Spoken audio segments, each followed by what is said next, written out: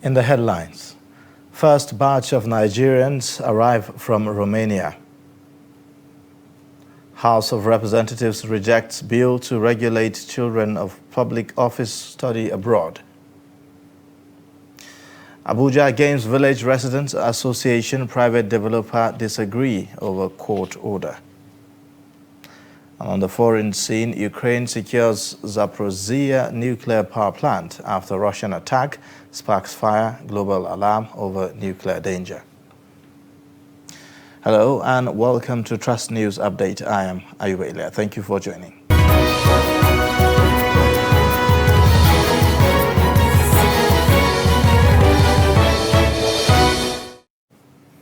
Now the details. First batch of evacuees from Bucharest, Romania arrived at the Nnamdi Azikiwe International Airport, Abuja on Friday morning. The evacuees who fled Ukraine in the wake of the Russian invasion of the country sought refuge in Romania. The federal government had contracted some aircrafts to evacuate the stranded Nigerians who had been asked to go to neighboring countries such as Poland, Hungary, Romania, among others. Recall that the federal government had approved a total of $8.5 million for the exercise. Meanwhile, reports say that Air Peace could not depart Nigeria as scheduled due to the operational hitches. Max Air flight left Abuja for Bucharest on Thursday, and it is now back with the first set of evacuees. Meanwhile, House of Representatives rejects a bill seeking to regulate studies for wards and children of Nigerian public office holders abroad. Sponsor of the bill, Representative Sargios Ogun, said that the bill, if passed into law, will strengthen the indigenous institutions, provide efficient service for national development, among other things. The report. The current state of education in Nigeria has remained a matter of concern, with the nation's universities consistently getting low ranking in the world.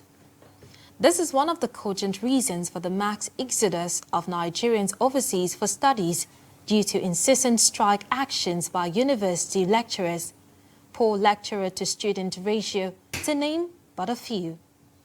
When it comes to traveling overseas for studies, wards and children of the elites, particularly public office holders, usually take the lead. Most times, wards and children of the ordinary Nigerians bear the brunt of these strike actions as their parents cannot afford to either send them to private schools or send them abroad for studies.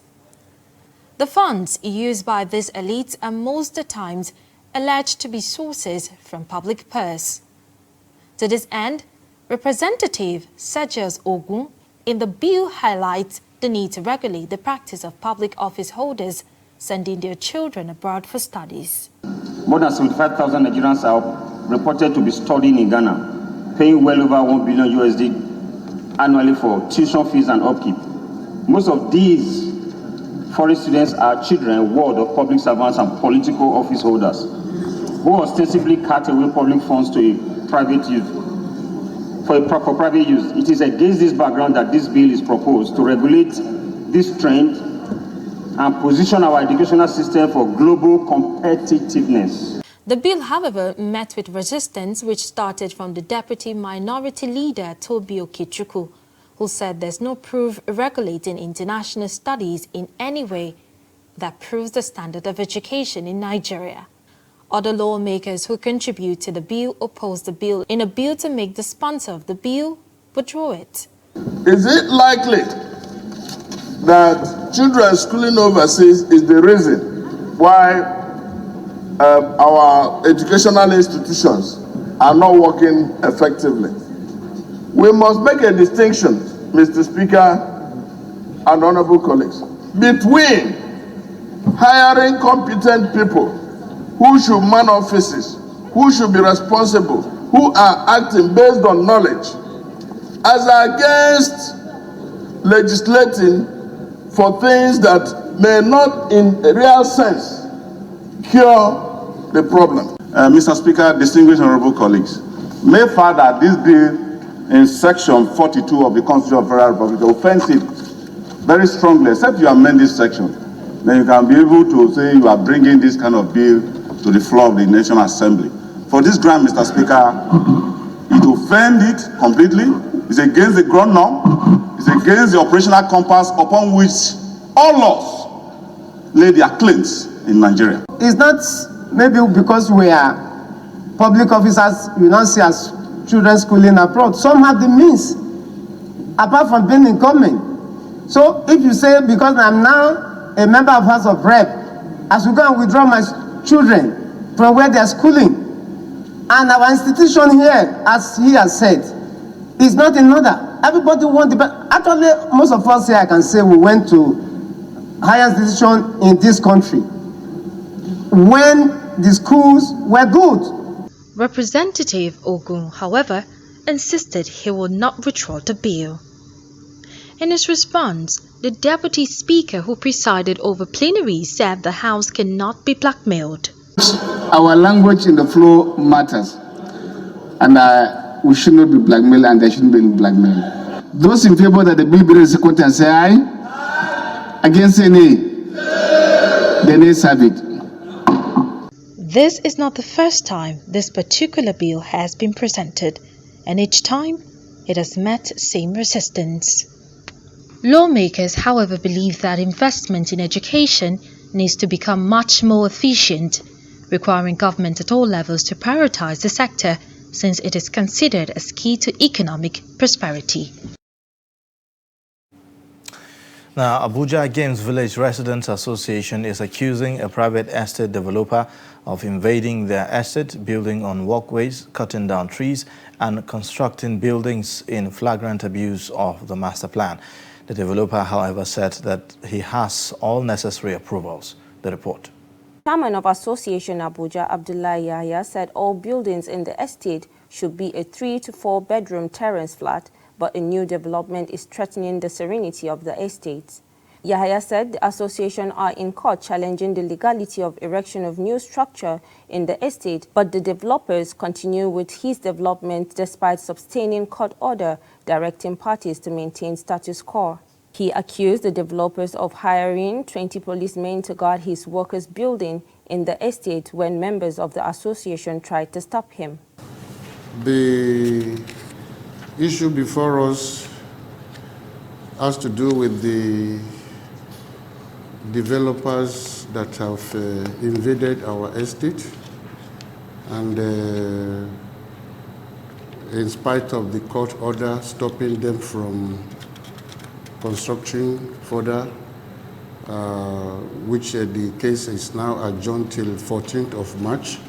The developer had to go and engage the Nigerian police force. We don't know. We had visited the police severally on this matter, and we had asked them to please, this is a civil matter. Let the court decide. We don't have land, we don't have the power to take land from whoever the federal government has issued land to. We are not approving authority. It's not the only one that has come for building. If you go to our recreational center, though that one too have its own issue, but it was resolved. A resident of Games Village, Kemi Peter, retired from the army as colonel, and he corroborates what the association chairman said. This has been a running battle.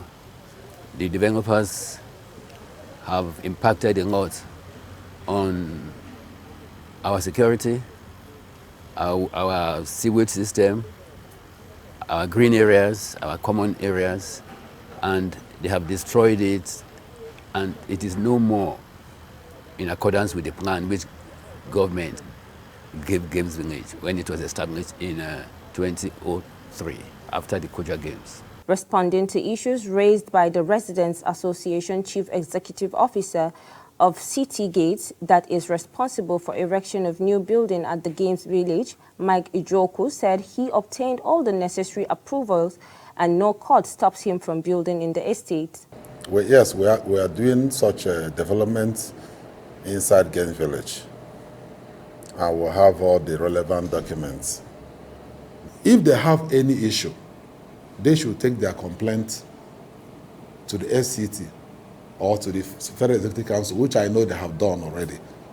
And at the end of the day, it took 2 years. The minister set up a committee who put up a report after investigation and confirmed that these properties, this development we are doing, were original part of the master plan. I have the order here, an enrolled order, This order, because of Game Village claims on it, will have gone back to the court through the CP, Commissioner of Police Legal Force Headquarters. We have to write a petition, and the Commissioner of Police FCT, the Commissioner of Police in charge of Legal Force Headquarters, has gone to this court to verify the meaning of what the court have said, by what the court means by suspend all further infrastructure within the land. But the same court order say suspend, that is fence. It's talking about fence. The police have to take their time and go to the court, and the court explained to the police in writing that no, this man was even at the court. The man that is telling you this was in court, and we said fence. But you know, the courts have their, judges have their own language. They can't come and write fence like every other layman. They now said suspend infrastructure within the plot, and they say suspend infrastructure within the plot, and maintain the status quo. Parties to the dispute may wait till court makes definite pronouncement on the matter. Now, 5 more witnesses, including the wife of Abdul Malik Tanko, have testified before a Kano State High Court against Abdul Malik Tanko for alleged kidnapping and killing of his school pupil, HANIFA ABUBAKAR, in Kano. Testifies correspondent Edesili reports that so far a total of 8 witnesses were presented before the court by the prosecution. The defense counsel, however, argues that the accused confession is recorded under duress, which led to a trial within trial. Nearly a month since Abdul Malik Tanko was arraigned before a Kano State High Court sitting in ABUBAKAR Secretariat for the alleged kidnapped and subsequent killing of a 5-year-old HANIFA ABUBAKAR, a total of 8 witnesses have now appeared to testify against the alleged crime. These are witnesses that gave vital evidence on the case, how the whole investigation was conducted from the beginning, how the first, second, and third accused persons were arrested, and equally some exhibits recovered.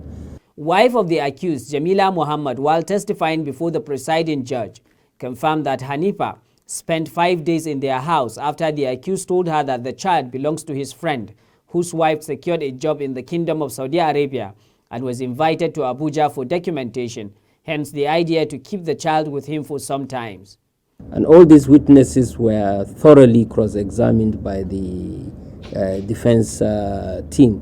So, like I said and like I told you, we are very much ready to prosecute this case in the shortest possible time. Meanwhile, the defense counsel object to the testimony of the first and second prosecution witness on the grounds that Abdul Malik says he was tortured during police investigation.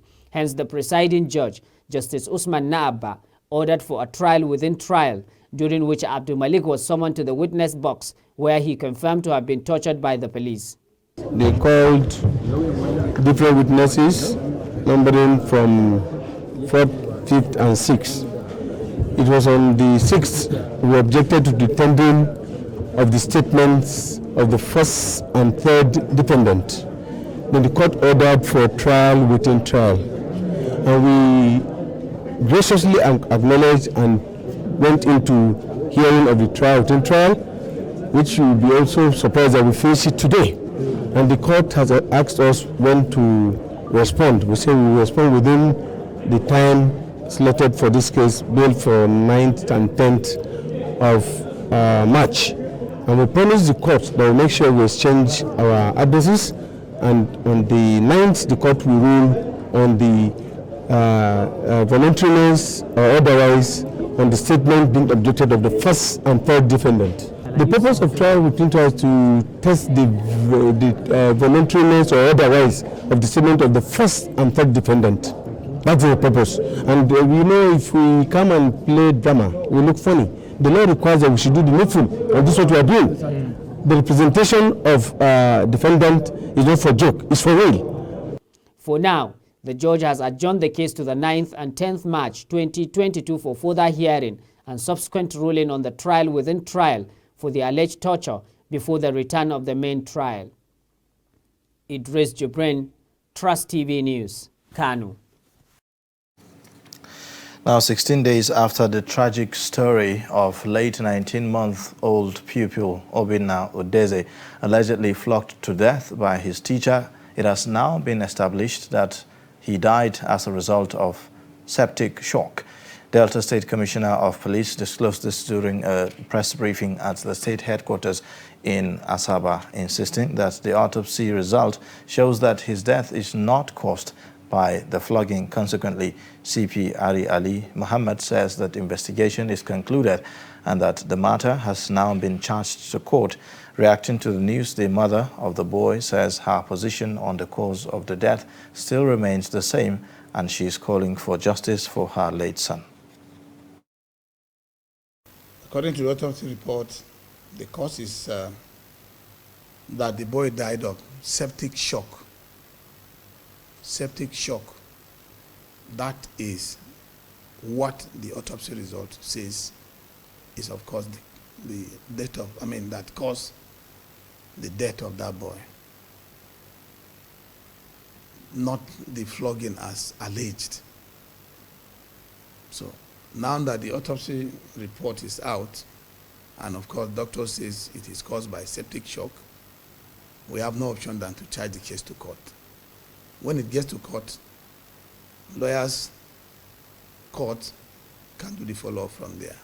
It is now going to be the duty of the court to interpret alongside with the medical doctors or whoever that did the autopsy to explain that to the court.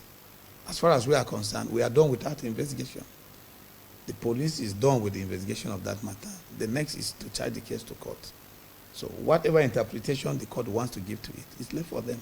At the police station today, not just quite long I got back. And if this information got, for you to get it, that means it didn't come this evening. I should have been pre-informed. And if I wasn't briefed on anything pertaining this, I would still say I didn't accept it. So I would be waiting for them and for the government, because for me, I can't do anything. I have nothing. I have nobody to run to. The only person I'm begging is God for justice to prevail. Independent National Electoral Commission (INEC) is meeting with stakeholders on how to ensure physical presence as against near-zero presence of prospective voters during elections on the newly created polling units in Kwara State. The electoral umpire also warns against double registration, which it says is a criminal offense. The report. Low turnout of voters on election day has been a challenge the Independent National Electoral Commission is facing. The electoral body created more polling units to address the problem, but this seems not completely over. All the recs were summoned to Abuja to come up with modalities of how we are going to avoid zero polling units. Because the Anambra election that was held, over 1,900 polling units were not used because there were no voters. And INEC had printed thousands and thousands of ballot papers and it was not utilized. The same thing with the FCET election. Over 593 polling units were not used. Some even had just 0, some had 10. So they say we should go back. The essence of why the polling unit was created is not being utilized. The interactive session is meant to address the issue, and the representatives of political parties and non-governmental organizations were on ground to offer suggestions and ask questions. The REC in its remark, the registration exercise commenced last year, June. And those of us that must have gone to do some amendment on our PVC or CVR, when is it going to be out? Ordinarily, one would have thought before the next quarter. The other one, the one we have done, ought to have been ready, so that it will not come at the same time with others after a year of registration. The police seized the opportunity to warn politicians against any breach of the law as it affects the commencement of campaigns. I want to at this point tell you that INEC has not officially lifted ban on campaign activities. We are warning you not to do anything that will heat up the state by engaging on political campaign at this point, utterances or publications. We have been witnessing it. We will not hesitate to arrest any party official or his proxy and invoke the wrath of the law. Stakeholders hope voter turnout will be impressive during the next round of elections, with creation of more polling units by INEC across the country. You're watching Trust News Update, coming up after the break. Fake medical doctor in soup. We'll take a look at the details of that shortly. Please stay with us.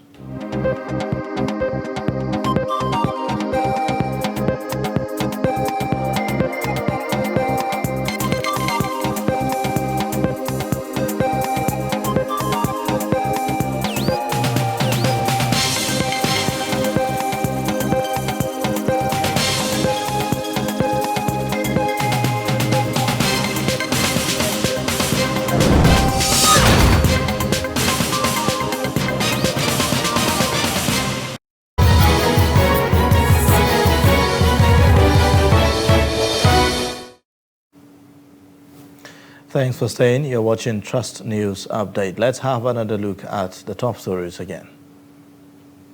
First batch of evacuees from Bucharest, Romania, arrived at the Nnamdi Azikiwe International Airport on Friday in Abuja. Plus, Abuja Games Village Residents Association is accusing a private estate developer of invading their estate building on walkways, cutting down trees and constructing buildings in flagrant abuse of the master plan. Now, moving on, Nigeria Center for Disease Control says Nigeria recorded 8 infections across the country. The center stated this in its update for Thursday, 3rd March, and the new infections were lost in 2 states, with 16 people discharged after they recovered from the infection. According to NCDC, no fatality reported, with the newly confirmed cases at a total of 254,606 infections have been recorded, with 249,154 recoveries and 3,142 fatalities. Still talking health, a fake medical doctor is in police custody in Gombe State. The suspect, named Vincent has been practicing with a forged license in an unnamed private hospital in Gombe Metropolis for a long time. Ibrahim Ismail reports. This is a 36-year-old man paraded by the Gombe State Police Command. He is believed to be a fake medical doctor. The police said the man was fingered by a medical doctor who reported him to the Nigerian Medical Council. Another important case that's worth of mentioning is impersonation. One Vincent Edesili, age 36 years, of Ekpoma in Edo State. This one impersoned to be a medical doctor. The command, through information from the Nigerian Medical Council, arrested one Vincent Edesili, age 36 years, of Ekpoma in Edo State, who has been working as a medical doctor at one of the hospitals in Gombe. But luck ran out of him when the director of the hospital, the director of the clinic, noticed that he cannot satisfactorily discharge his duty effectively. Hence, he called for verification of his certification from the Nigerian Medical Council, who after discovered that his license is forged, which led to his subsequent arrest. Meanwhile, the suspect has even confessed to the crime and the reason why he's probably involved in that this unlawful act. After the complete obligation, he will be charged to court. Speaking to newsmen, the suspect confessed to his crime. I never intend to show on live TV like this. You never like to be on TV like this? I never intend to show up on TV like on TV this way. I actually actually been accused of having a fake or impersonation. Yes, yeah, all right. due to financial constraint, I dropped out of medical school after my pre-clinicals. What year? In the year 2008. So you're not able to go back and complete your studies? Yeah, due to financial constraint, I was unable to raise a fund to go back to school. And I believe this is a deterrent to people out there. There is no don't cut short corners to success. Make sure you do the right thing and you will be successful. On my own part, I know after this ordeal, definitely I'm going back to school and do the right thing, and I'll be successful in life. Thank you so much. Why do you have to wait till this time, since 2008, before you realize this? I'm sure you must have raised some money. As a family man, family pressure here and there, so I was unable, no sponsor. I was unable to raise funds to further my education. And I believe this is a challenge to me. I am going out there to prove the whole world wrong. That once a fake doctor, now is the real doctor. Thank you. The Gombe State Police Command also paraded some suspected criminals on various offenses, including a suspected killer and a suspected kidnapper. All these suspects are expected to be taken to court for trial. From Gombe, Ibrahim Ismail reporting for Trust TV.